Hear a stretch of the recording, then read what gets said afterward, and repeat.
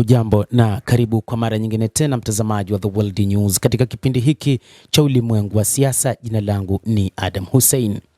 Rais wa Marekani Donald Trump ni kama kichaa aliyeshindikana kufungua kamba. Rais wa Marekani ambaye muda wote ni mtu wa matamko makali yenye kuudhi na yenye kuumiza, wakati huu anaonekana kushindikana na hakuna yeyote ambaye anaweza kumzuia kufanya lolote analoweza kulifanya. Rais huyo anatafsiriwa na wachambuzi ambaye anatajwa ni mfano wa kichaa aliyeshindikana kufungua kamba na kutulizwa. Rais huyo ambaye amegombana na mataifa mengi duniani sasa inashindikana kumzuia katika maamuzi magumu ambayo yanaleta athari kubwa katika ulimwengu. Maamuzi yake ya kuishambulia Iran yamesababisha hali ya uchumi duniani kuyumba. Hali katika mlango wa bahari wa Hormuz imefungwa.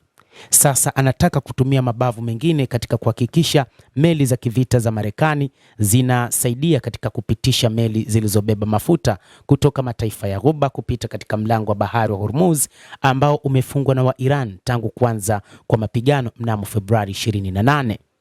Sasa wachambuzi wa mambo wanaona kwamba mpango huu wa rais wa Marekani Donald Trump utasababisha hali kuwa mbaya zaidi katika Mashariki ya Kati baada ya mashambulizi ambayo wa Iran wameahidi kuzishambulia meli za kivita za Marekani.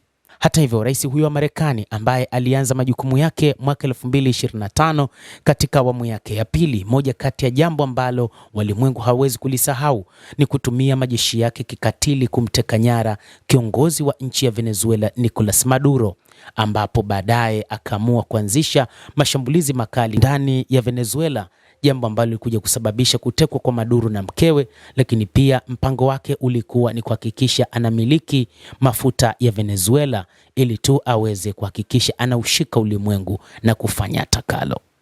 Kadhalika, rais huyo wa Marekani baada ya kumalizana na wa Venezuela aliingia kati kushughulikia suala la Greenland. Mpango wa Marekani ulikuwa ni kukichukua kisiwa cha Greenland. Hata hivyo, walikuwa na mpango wa kukinunua kisiwa hicho, lakini mataifa magharibi yaligoma kabisa na hata kutaka kupeleka majeshi yao. Rais huyo alikuwa akisema kwamba moja kati ya jambo ambalo ana hofu nalo ni juu ya majeshi ya Urusi na China ambayo yamekuwa ni kitisho kikubwa katika eneo hilo, kwa maana usalama wa Marekani ulikuwa mashakani, lakini hili lilimshinda kwa sababu nguvu kubwa ya washirika wake iligoma. Hata hivyo, aliweka vikwazo vingi, lakini wakati huo huo akishinikizwa na Netanyahu juu ya Iran, akageukia upande wa Iran na hatimaye kuanzisha mashambulizi makali mnamo Februari 28, mashambulizi yaliyomuua kiongozi mkuu wa taifa hilo Ayatollah Al-Khamenei. Hata hivyo, Iran ilijibu vikali kwa kufanya mashambulizi ya kujibu kwa kushambulia kambi za kijeshi za Marekani na kushambulia maeneo mbalimbali ya kijeshi nchini Iran, licha ya kwamba kuna maeneo ya wazi ya kiraia yanayodaiwa kushambuliwa. Hata hivyo, idadi ya wanajeshi kadhaa wa Marekani waliuawa, lakini pia wa Israel pia waliuawa. Hata hivyo, vita hivi vilisababisha kuuawa kwa watu wengine katika mataifa ya Ghuba. Kadhalika, vita alivyovianzisha rais wa Marekani ni vita ambavyo kimsingi vilikuja kumtokea puani, kwa maana vilikuwa vikimshinda kutokana na namna ambavyo Iran ilikuwa ikitoa majibu. Ndani ya siku 40 rais wa Marekani alisitisha vita, licha ya kwamba kulikuwa na mazungumzo ya kumaliza vita hivyo, lakini hayakufanikiwa, na yalikuja ya awamu ya pili ambayo pia hayakuleta mafanikio makubwa katika kumaliza vita hivyo. Lakini cha ajabu, rais huyo ambaye wachambuzi wa mambo wanamuita ni kichaa ambaye ameshindikana kufungua kamba, ni wakati huu ambapo anatishia kuivamia Cuba.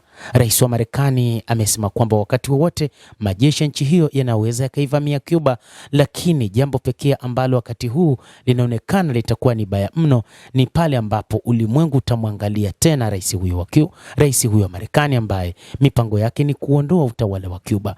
Rais Trump, mpango mkubwa aliokuwa nao ni kuhakikisha anauondoa mamlakani uongozi wa Miguel Diaz-Canel, uongozi unaongozwa katika mfumo wa kisoshalisti kama ule wa Venezuela. Ameweka vikwazo vingi dhidi ya Cuba, lakini pia akitaka kuhakikisha hakuna nchi inayopeleka bidhaa yoyote ndani ya Cuba, lakini baadhi ya mataifa mfano wa Urusi ilianza kupeleka meli za mafuta kwa ajili ya kusaidia taifa hilo.